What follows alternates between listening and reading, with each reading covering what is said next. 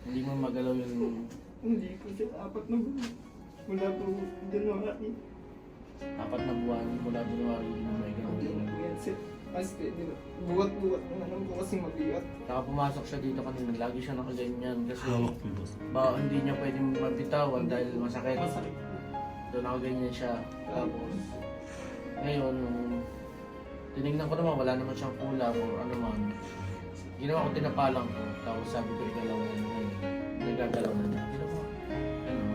Kasi hindi niya dati na igagalaw yan, di ba? Opo, fighting nga lang. Ayoko. Hindi mo kaya.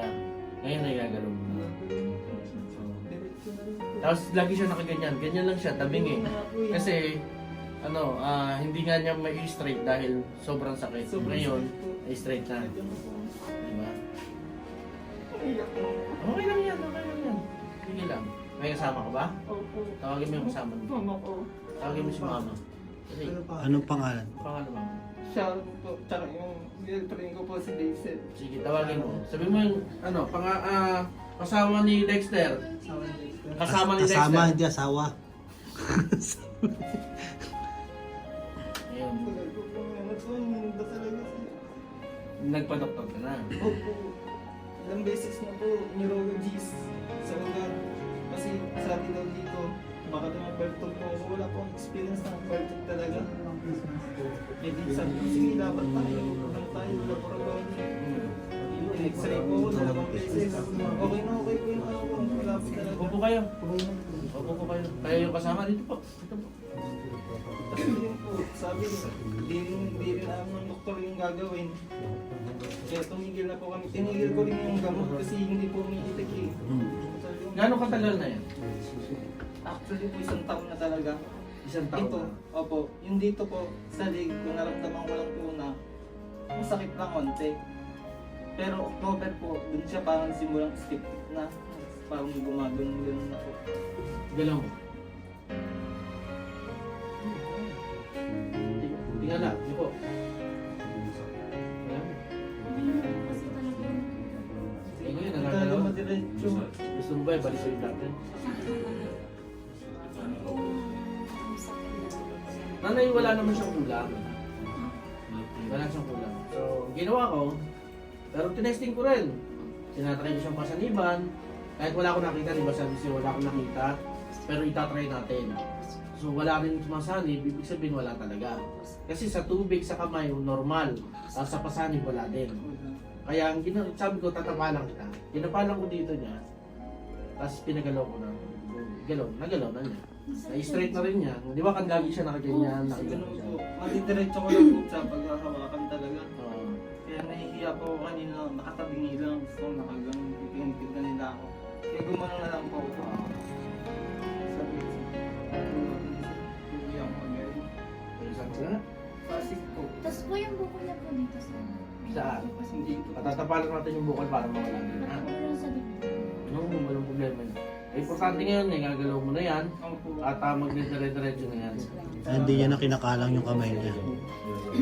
Mas hindi niya na Galing hinahawak. na, isipin mo. Oo. Ayun, basta naniwala. Ikaw yung girlfriend niya. Kiss mo naman. Sabi may camera. Ayaw i-kiss? Babalik ko sa dati. Ayaw i-kiss.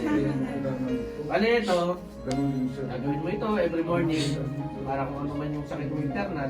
Ako. Sabi mo lang yan. Gusto mo lang ganun sinasabi ko, gagaling ka na. Tapos ito, yung tatapalan ka doon. Ha? Iabot mo yan para sa ibang sakit mo tatapalan. Ako. Sige, try mo yung gano'n-gano'n. Tapos ngayon is straight na. Ako. Straight na ngayon yung ulo niya, hindi na nakagaya. Nanginang-hina po ako. Kasi masakit yung ganito ko. Tapos ito parang ang bigat talaga kaya ang hirap ilakad. Pwede niyo ito sabi yan. Ako. Ayos na. Ha? Sir, kung minsan, at sabi ko kasi mo na pinigila mo kung minsan, hindi kasi ako. Minsan po sir. Ang make sense. Opo. Solusyon na natin. Puputulin na natin para wala kang make sense. Okay, ano ba? Para papatapalan kita dito para doon sa dila, ha? Okay? Salamat po. Congrats, ha? Salamat. Sige po, nanay. Salamat. Oo. Sige po, picture daw. Picture. Diretso na.